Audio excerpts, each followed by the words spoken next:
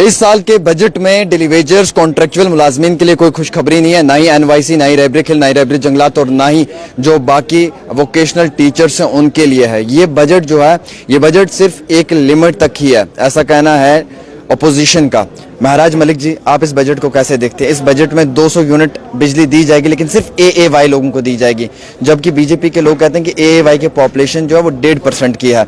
200 unit के साथ साथ जो है वो इस बजट में जो है वो ई बसेस महिलाओं के लिए फ्री में दी जाएंगी 1 अप्रैल से, लेकिन कॉन्ट्रेक्चुअल मुलाजमीन के लिए कुछ भी नहीं है। कैसे देखते हैं? देखिए, बहुत सारे लोगों ने उम्मीद लगाई थी इस बजट से। जम्मू कश्मीर के 2 करोड़ की आवाम है, उस आवाम को उम्मीद ये थी, जिस मकसद से मैंडेट दिया था, वोट दिया था, और उस वोट की अहमियत को समझते हुए बजट में उन लोगों ने अपनी उम्मीद की ख्वाहिश की थी।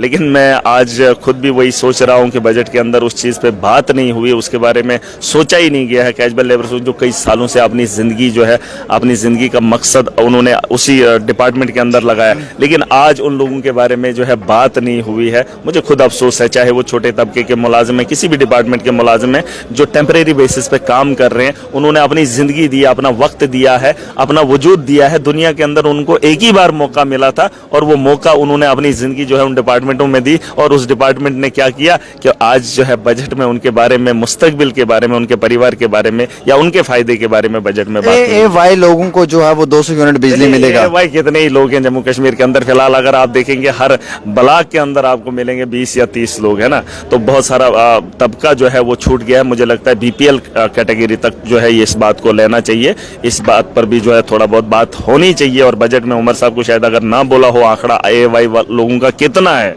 एएवाई लोग उतने नहीं है कि आप ये कह सकते हैं कि हमने 200 यूनिट बिजली जम्मू कश्मीर के अंदर फ्री दे दी। आपने अगर उस आंकड़े को बढ़ाना होगा तो कम से कम बीपीएल कैटेगरी के लोगों को आपको उठाना पड़ेगा, क्योंकि अगर आप देखेंगे, रेशो देखेंगे ना, ये फूड का रेशो जो हमने देखा था 60 और 40 का है, और उसमें 38 जो है वो बीपीएल के लोग हैं और 2 जो है एक्सक्लूजन में आते हैं, और उसमें से एएवाई के लोग मुझे लगता है 1 या 2% भी नहीं है जो हमने आंकड़ा देखा।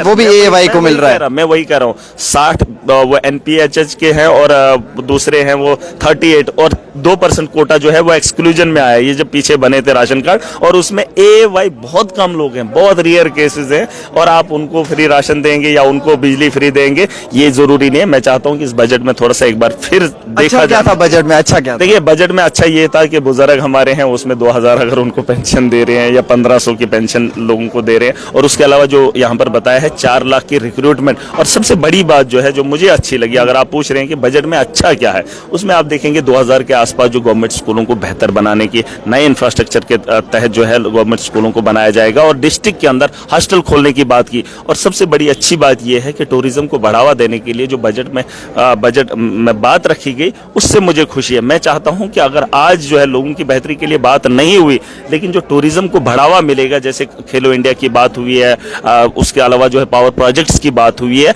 जब तक ना हम रेवेन्यू जनरेट करने के लिए इस बजट को उठाएंगे, तब तक आने वाले कल का जब बजट आएगा तो हम फिर भी निर्भर होंगे सेंटर पे कि वहां सेंटर की सरकार हमें देगी तो हम बजट बनाएंगे जम्मू कश्मीर के लिए। पहले बजट इसलिए बनाना है कि हम रेवेन्यू कैसे जनरेट करें, दूसरे के ऊपर निर्भर न रहें। वैकेंसीज पे बात हुई, उस पे बात हुई 3-4 लाख लोगों को लगाने की बात हुई है, और इन्होंने कहा है जो वादे हमने किए हैं वो पूरा करेंगे। लेकिन मैं एक चीज से नाराज हूं कि बिजली को जो आपने फ्री बताया है वो कम से कम बीपीएल लोगों तक होनी चाहिए। और उसके अलावा मिनिस्ट्री स्कीम भी नहीं लाई जिन लोगों में पुरानी बिजली की फीस ज्यादा है, उसे कम करने के लिए। देखिए, बिल्कुल वही चीजें, तो अब मैं खुद वहां तो भाषण खत्म हो गया, बजट का सेशन खत्म हो गया, उसके बाद बात हुई नहीं। इस पे बात करेंगे, चर्चा होगी। मैं कह रहा हूं कि एएवाई को लोगों को नहीं देखना चाहिए, बीपीएल कैटेगरी के लोग हैं जो 38 के आसपास है, 36-8% जो है वो बीपीएल कैटेगरी के लोग हैं। अगर आप 60% लोगों को नहीं देंगे, कम से कम 40 लोगों को जो है उस रेशो में 60% लोगों को जो है वो चीज मिलनी चाहिए, बिजली जो फ्री है। तो उसके अलावा बिजली के निजाम में बेहतरी की बात तो इन्होंने की, मीटर लगाएंगे,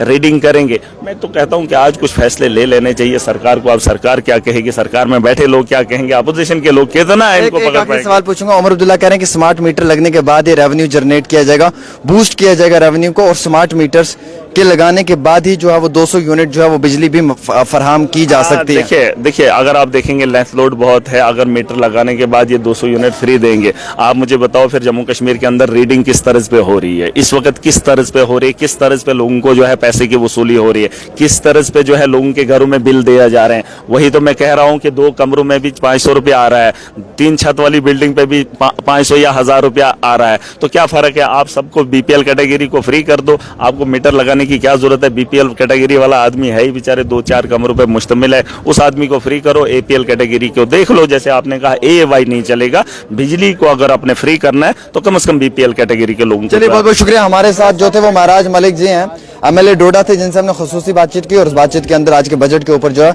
वो इनके साथ मुकम्मल तौर के ऊपर चर्चा भी की।